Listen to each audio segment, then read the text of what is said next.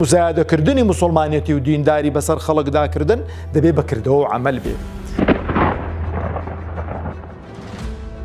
کوردستان ئارام بوو بە هاتنەوەی ئەوان ئارامیەکە نەما.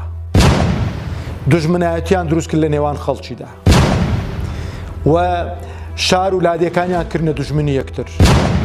ئەوجا موچەخۆرانمان کێشەیان نەبوو، کێشەیان بۆ موچەخۆرانمان دروست کرد.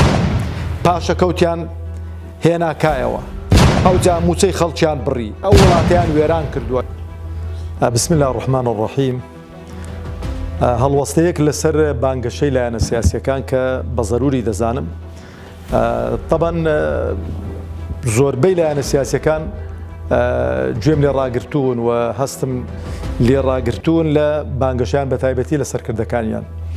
خۆی هەر لایەنێکی سیاسی حەق وایە کە بانگەشە دەکاتن بۆ خەڵک و جەماوەر باسی بەرهەمی ڕابردووی خۆی بکاتن، بەرهەمی ڕابردووی خۆی بکات کە لە ڕابردوو چی کردووە، چونکە داهاتوو معلوم نییە. داهاتوو زیاتر وەکو پرۆژە پێشکەش دەکرێت کە باسی ڕابردووی خۆت دەکەی، ڕابردوو گەوایی دەر و شاهێدی دەرە بۆ داهاتووت. جارێ ئێمە ئیسلامی بە شانازیەوە کە باسی ڕابردووی خۆمان دەکەین، خەڵکیش ئەو شاهێدیەمان بۆ دەدا کە لە ڕووی پەروەردەییەوە، لە ڕووی بڵاوکردنەوەی ئەخلاق و ڕەوشتەوە، لە ڕووی خزمەتگوزاریەوە، لە ڕووی پرۆژە خێرخوازیەکانمانەوە فەرق و جیاوازیمان بە هیچ کەسێک نەکردووە. فەرق و جیاوازیمان بە هیچ کەسێک نەکردووە. ڕەچاوی ئەوەمان نەکردووە ئەوانەی کە پەروەردەیان دەکەین، ئەوانەی کە خێر و سەدەقەیان لەگەڵ دەکەین، ئەوانەی کە خانوویان بۆ دروست دەکەین، ئەوانەی کە یەتیمانەیان بۆ دەبڕینەوە لەسەرماندانە ناون کە بەس دەبێت خەڵکی ئیسلامی بێت. غەیری ئیسلامیە توانم بڵێم زۆرتر سوودمەند بوون لە پرۆژە و لە بەرنامەی ئەحزابی ئیسلامی لە ئیسلامیەکانی خودی خۆماندا. برادرانی عەلمانی کاتێک کە بانگەشە دەکەن حەقی وایە باسی ڕابردووی خۆیان بکەن، باسی ڕابردووی خۆیان بکەن کە کوردستان ئارام بوو بە هاتنەوەی ئەوان ئارامیەکە نەما. دژمنایەتیان دروست کرد لە نێوان خەڵکیدا و شار و لادێکانیان کردنە دژمنی یەکتر.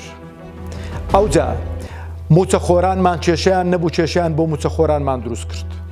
پاشەکەوتیان هێنا کایەوە، ئەوجا موچەی خەڵکیان بڕی، ئەوجا خەڵکیان لەسەر ئەساسی حیزبایەتی هینا تەعینیان کرد. ئەوجا دابەشکردنی پۆست و پلە و ئەوانە لەسەر ئەساسی حیزبایەتی بوو. ئەوجا لە ڕووی کوالێتی دا و دەرمانەوە کە ئەو وڵاتیان وێران کردووە، لە ڕووی خزمەت گوزاریەکانەوە کە بەڕاستی ڕووی دەوێتن کە باسی 33 ساڵی ڕابردوو بکان لە حکومڕانی کەچی کردو بۆ ئەو وڵاتە. بەڵام لەوەی کە زۆر سەیرتر دێتە بەرچاو ئەوەیە کە لەسەر ئەوەی کە باسی ڕابردووی خۆیان ناکەن، مزایدەی موسڵمانەتی و دینداریش بەسەر خەڵکیدا دەکەن کە بەڕاستی شوێنی خۆی نییە، چونکە مزایدەکردنی موسڵمانەتی و دینداری بەسەر خەڵکداکردن دەبێت بەکردەوە و عەمەل بێ.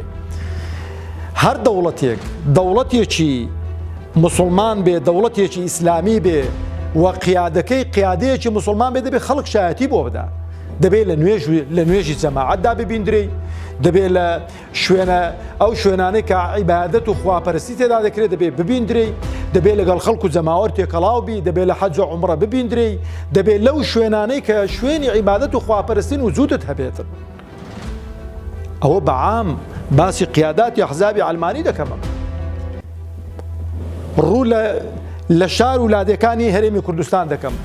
ئەرێ خەڵکینە شایدی بۆ کامە قیادەی عەلمانی دەدەن کە جیرانتانە کە لە گەڕەکەکەی ئێوەیە یان لە نزیکی ئێوەیە، لە مزگەوتەکان، لە نوێژەکان، لە نوێژی بەیانی، لە نوێژی نیوەڕۆ، نوێژی عەسر، مەغریب، عیشا، شان بەشانی ئێوە دێتە جەماعەت و نوێژتان لەگەڵ دەکاتن.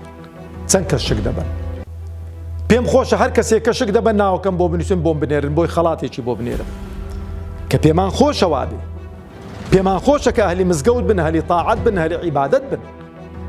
ئەوجا لە ڕووی ئەخلاق و ڕەوشتەوە شارەکانی هەرێمی کوردستان شانازیان باخلاق و ڕەوشتەوە دەکرد لە سایەی حکومڕانی 33 ساڵی ئێوە شارەکانمان بۆتە جێی فاحیشە، بۆتە جێی ڕابواردن، بۆتە جێی نێربازی خوا پەناماندا، بۆتە جێی زیناکردن، بۆتە جێی مەشروب خواردنەوە. ئاوای لێ هاتووە. باسی دادگاکان هەناکەم کە بە چ شێوازێک دژایەتی ینی شریعەتی خوای تێدا دەکرێتن، پێچەوانەی شریعەتی خوا حکمی تێدا دەدرێتن. ئەوە هەمووی لە سایەی دەسەڵاتی ئێوەیە. خوازیارم چاوێک بە خۆتان دابخشێنەوە و لە بابەتی هەڵبژاردن و لە بابەتی ڕیکلام و ئەوانە باسی ڕابردووی خۆتان بکەن، ئەو جا باسی پرۆژە و داهاتووی خۆشتان بکەن، ئەو جا با خەڵک حەکەم بێ، بزانین داخوا چێ مزایدە بەسەر چێدا دەکەین و پەرێزی ئیسلامیەکان دیارە و پەرێزی ئەلمانیەکانیش دیارە. خوای گەورەش یار و یاوەرمان بێت و عاقبەتیشمان خێرکە. وەسەلام عەلەیکم.